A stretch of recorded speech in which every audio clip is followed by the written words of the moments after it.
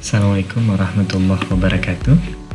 Kembali lagi kita di Telematika Series, yang mana di seri kali ini kita kedatangan seorang tamu yang luar biasa, Mas Alvin Prayudha.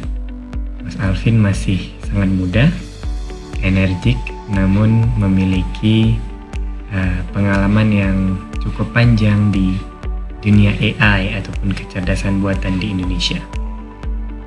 Sebelum kita bertanya-tanya kepada Mas Alvin Telematika Series, kita akan menanyakan 5 pertanyaan, yaitu 4 pertanyaan yang serius untuk Mas Alvin dan 1 pertanyaan santai.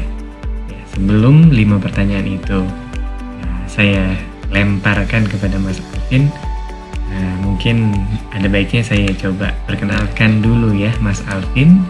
Siapa itu Mas Alvin? Alvin Prayudha Junior Tadwiyantoro. Mas Alvin menyelesaikan studi S1-nya di UI di 2010-2014 dengan IPK yang outstanding menurut saya, 3,73. Lalu melanjutkan studi masternya di Chonnam National University di Korea dengan GPA ataupun prestasi yang juga tidak kalah hebat. Lalu kembali ke Indonesia menjadi AI Research Scientist di Noteflux, lalu menjadi Lead Engineer ataupun AI Research Group Lead selama 4 tahun, dan baru-baru ini beliau menjadi Lead AI Engineer di Pinhome. Apa itu Pinhome? Bagaimana AI mempengaruhi platform Pinhome dan seterusnya? Ada baiknya kita langsung tanya-tanya nih dengan Mas Alvin Prayudha. Oke, tanpa berpanjang-panjang, ayo kita langsung tanya-tanya ke Mas Alvin Prayudha.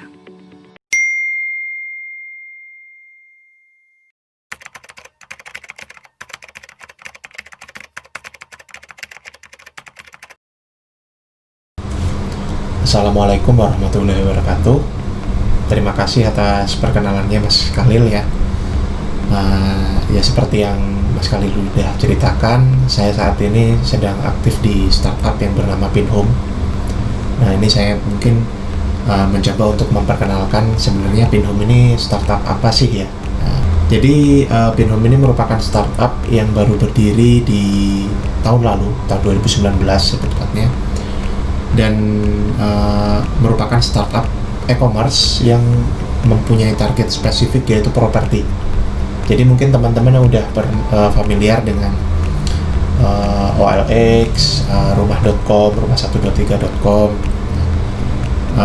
website-website seperti itu memang menawarkan iklan properti juga. Tapi mereka tidak menyediakan suatu pipeline transaksi yang end-to-end, yaitu mulai dari transaksi customer menghubungi penjual, dan transaksi finansialnya juga terjadi di platform itu sampai akhirnya customer mendapatkan properti yang diinginkan. Mungkin analoginya lebih cocok ketika teman-teman mencoba untuk melakukan transaksi di Tokopedia atau Bukalapak ya. Jadi teman-teman bukan cuma sekedar menghubungi penjualnya saja, tapi melalui platformnya itu pun transaksi langsung terjadi dan barang langsung dikirimkan sampai ke rumah teman-teman sekalian gitu. Nah, di Pinhome ini kita pun menargetkan e-commerce yang seperti itu, yang semua transaksinya terjadi di dalam platform kita, dan bukan hanya pemasangan listing properti saja gitu. Sehingga di sini pun akhirnya Pinhome pun juga bekerja sama dengan berbagai pihak bank untuk menawarkan berbagai fasilitas KPA atau KPR yang bisa mendukung teman-teman sekalian untuk mendapatkan properti yang diinginkan gitu. Nah, di Pinhome ini kebetulan posisi saya adalah sebagai Lead AI Engineer ya. Jadi mungkin teman-teman juga bertanya-tanya sebenarnya apa sih yang bisa dilakukan soal AI untuk platform e-commerce semacam Pinhome ini gitu ya.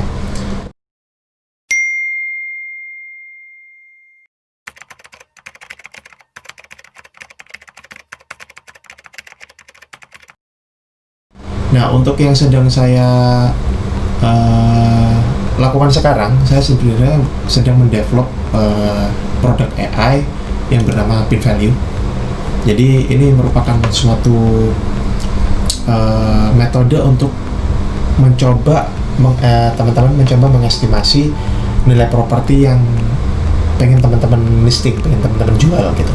Jadi mungkin banyak dari teman-teman, aduh ini mau jual rumah, belum tahu nih harganya berapa sih, harga pasarannya berapa sih, masih riset sana, riset sini. Nah, pin value ini mempermudah teman-teman untuk mengetahui kira-kira nilai pasaran rumah yang punya karakteristik seperti rumah yang saya jual itu berapa sih gitu ya. Gitu. Jadi ini merupakan dia secara tugasnya adalah price prediction.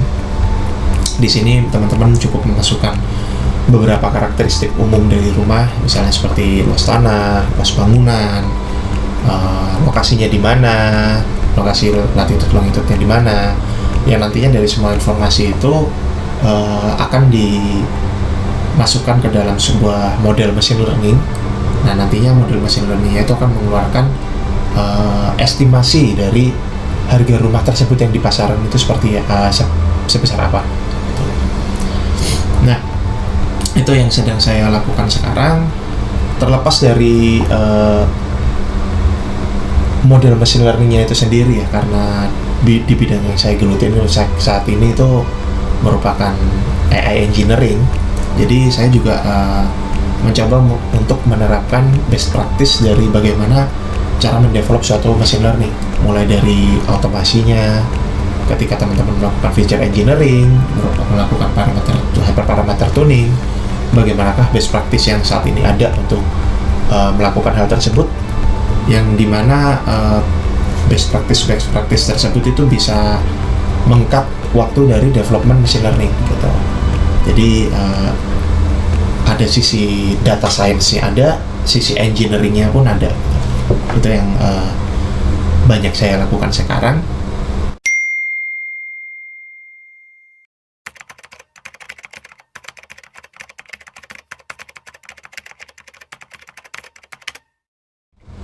Nah, jadi salah satu produk yang saya develop saat ini merupakan salah satu istilahnya produk AI pertama ya yang aktif dirilis di industri properti. Jadi ini juga ada salah satu e-commerce properti dari US gitu ya. Dan dia sudah merilis produk ini sudah lumayan lama, yaitu untuk bagaimana mengestimasi properti. Nah, tapi selain mengestimasi nilai properti itu, dia juga bisa memberikan kira-kira pendekatan kualitas rumah yang akan di listing itu seperti apa sih gitu. Jadi bukan hanya memprediksi harga rumah, tapi juga memprediksi bagaimana kualitas dan level dari seberapa menarik si iklan yang dipasang gitu. Dan itu juga bisa diprediksi menggunakan AI juga gitu. Dan mungkin selain itu juga bagaimana untuk mempermudah user mendapatkan info-info yang relevan ya dengan properti yang dia tertarik ya. Salah satu yang ada lumayan menarik adalah yaitu pengalaman bagaimana user itu bisa seakan-akan masuk untuk melihat kondisi rumahnya itu seperti apa.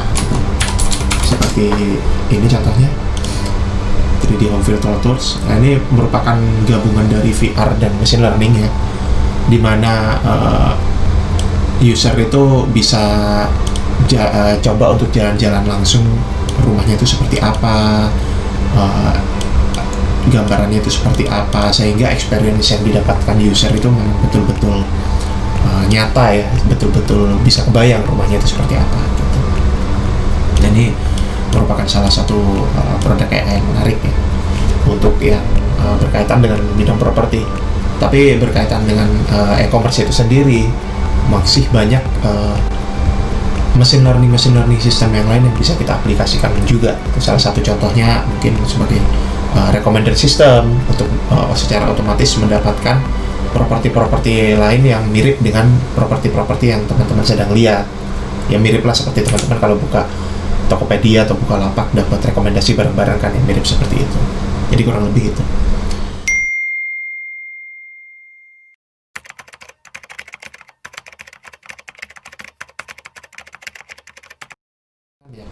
Ini kendalanya itu lumayan ya ketika kita berbicara tentang production level machine learning development, mulai dari persiapan data, bagaimana cara nge-trainingnya, bagaimana cara membuat model prediksi itu bisa diakses oleh service lain. Karena tentunya kalau kita bicara tentang engineering ya, kita pasti berkolaborasi dengan tim engineering yang lain, bukan cuma AI engineer aja gitu. Jadi kita harus memastikan bahwa model kita itu bisa diakses oleh engineer yang lain. Jadi berkaitan dengan deployment. Nah ini ketika pembahasannya ini tuh sudah berkaitan dengan machine learning ops, machine learning operations. Bagaimana kita memaintain data, bagaimana kita memaintain versi dari data, bagaimana kita melakukan training data. Kalau misalnya datanya itu masih kecil, masih muat di RAM, oke, nggak masalah. Tapi kalau misalnya nanti datanya udah gede, di mana RAM laptop 16 GB udah nggak muat, nah di situ kita harus cari cara. Apakah kita harus nge-tweak file sistemnya untuk menggunakan file system HDFS, ataukah menggunakan file system yang bisa memprovide cache, ataupun dari training frameworknya sendiri, apakah training frameworknya sudah bisa menghandle distributed training, atau training frameworknya memang didesain untuk menghandle data yang distributed gitu. Nah itu semuanya merupakan sedikit dari challenge yang kita terima ya, selain memikirkan tentang akurasi pasti tentunya. Bagaimana melakukan akurasi, bagaimana kita melakukan automatic hyperparameter tuning, bagaimana kita melakukan feature engineering yang sesuai gitu. Jadi kurang lebih itulah kendala-kendala dan tantangan yang dihadapi oleh AI engineering. Jadi mungkin teman-teman banyak yang melihat bahwa fokus dari AI data science adalah cuma bikin model. Sebenarnya nggak sepenuhnya benar. Bikin model pasti salah satu effort yang ada ketika kita ngedevelop machine learning, tapi memproses data yang tidak sepenuhnya bersih, bagaimana menerapkan engineering practice yang bagus untuk berkolaborasi dengan engineer yang lain, dan bagaimana mengizinkan model kita itu untuk diakses oleh service yang lain, itu merupakan komponen-komponen yang memiliki challenge tersendiri juga gitu.